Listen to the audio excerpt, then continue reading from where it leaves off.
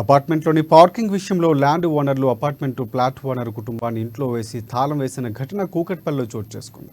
ఇక కూకట్పల్లి పాపారాడు నగర్లోని నయన్స్ nature's serene apartment 2021లో flat కొని నివాసం ఉంటున్న జయప్రకాష్ అనే సాఫ్ట్వేర్ ఎంప్లాయీకి సంబంధించి కార్ పార్కింగ్ విషయంలో ల్యాండ్ ఓనర్లు తనతో గొడవపడి తనపై భౌతికంగా దాడికి దిగారని ఆరోపించారు. ఇదేమిటని ప్రశ్నించిన సొసైటీ సభ్యులతో పాటు అక్కడ నివసించే వారిపై ల్యాండ్ ఓనర్ దుర్భాషలాడుతూ దాడులకు దిగారన్నారు.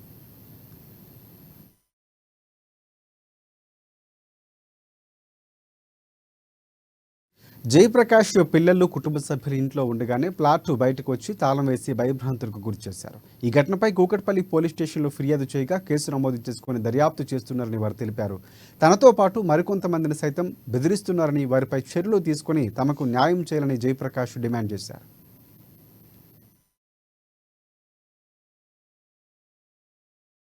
పర్చేస్ చేసుకొని అప్పటి నుంచి నేను ఈ ఫ్లాట్లోనే ఉంటున్నాను.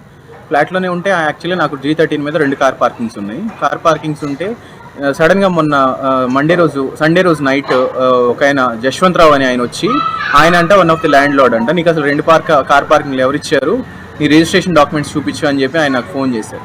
ఫోన్ చేస్తే నేను మీకు చూపించాల్సిన అవసరం నాకు లేదండి, మీరు ఏదైనా ఉంటే నాకు ల్యాండ్ నాకు సేల్ చేసిన ఓనర్తో మాట్లాడుకోండి అని నేను చెప్పానండి.